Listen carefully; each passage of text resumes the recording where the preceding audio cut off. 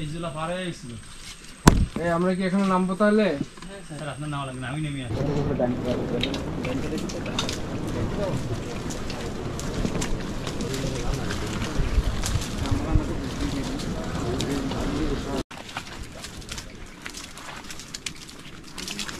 সামনে যে আসো একটু স্লো যাও।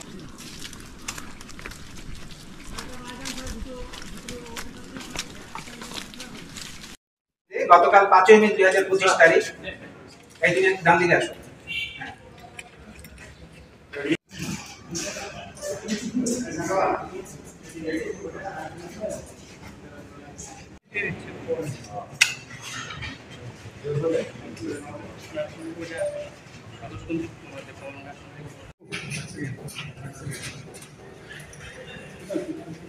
आपका हल्लो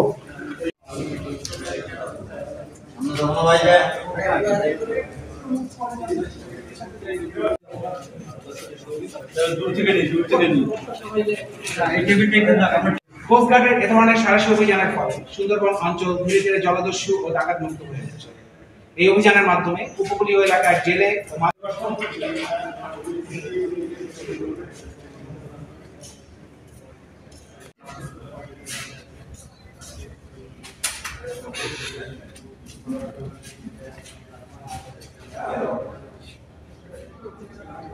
नंबर तो दिया भाई के दिए सका हेलो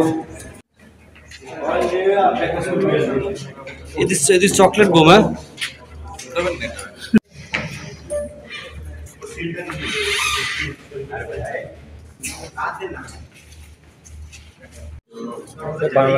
খেলার বলে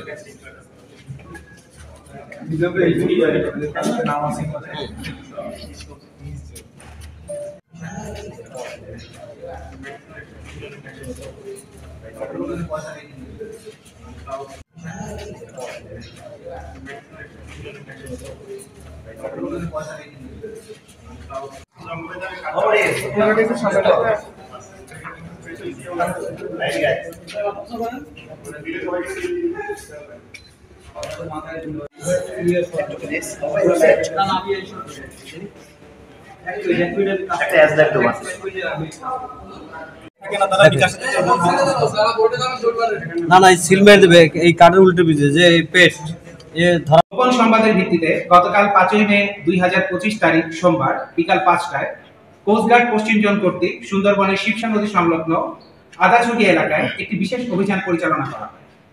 অভিযান পরিচালনা করে উক্ত এলাকা হতে 2টি একনলা বন্দুক, একটি শর্টগান, একটি খেলনা বন্দুক, অস্ত্র তৈরির সরঞ্জামাদি, 23 রাউন্ড তাজা কার্তুজ, 204 রাউন্ড ফাঁকা কার্তুজ, 9টি দেশীয় অস্ত্র, 4টি কুড়াল, 7টি করাত, 10টি রড, 5টি হাতুড়ি, একটি সোলার, 28টি মোবাইল সহ 11টি ওয়াকি টকি, চার্জার এবং 2টি কাঠের নৌকা সহ সুন্দরবনের কুখ্যাত ডাকাত করিম শরীফ বাহিনীর অন্যতম 2 সহযোগী মোহাম্মদ সাদ্দাম খান এবং মোহাম্মদ আব্বাস মোল্লাকে আটক করা হয়। আটককৃত ব্যক্তিদ্বয় বাগেরহাট জেলার মোড়লগঞ্জ থানার বাসিন্দা। প্রাথমিক জিজ্ঞাসাবাদে জানা যায় আটককৃতরা দীর্ঘদিন যাবৎ কুখ্যাত ডাকাত করিম শরীফের সঙ্গে ডাকাতি এবং ডাকাত দলকে অস্ত্র, গোলাবারুদ ও রসদ সরবরাহ করে সহযোগিতা করে আসছে। কোস্টগার্ডের এ ধরনের সাহসী অভিযানের ফলে সুন্দরবন অঞ্চল ধীরে ধীরে জলদস্যু মুক্ত এবং ডাকাত মুক্ত হয়ে উঠেছে। এই অভিযানের মাধ্যমে উপকূলীয় এলাকার জেলে ও মাছ শিকারীরা এখন নির্বিঘ্নে ও নিরাপদে তাদের জীবিকা নির্বাহ করতে পারছে। বাংলাদেশ কোস্টগার্ড আইন শৃঙ্খলা রক্ষার্থে উপকূলীয় ও নদী তীরবর্তী অঞ্চলে 24 ঘন্টাব্যাপী টহল কার্যক্রম এবং বিশেষ অভিযান অব্যাহত রেখেছে, যার ফলে এসব অঞ্চলে আইন শৃঙ্খলা পরিস্থিতি অনেকাংশে উন্নত হয়েছে। সুন্দরবনকে দোষমুক্ত করতে কোস্টগার্ডের এই ধরনের অভিযান ভবিষ্যতেও অব্যাহত থাকবে।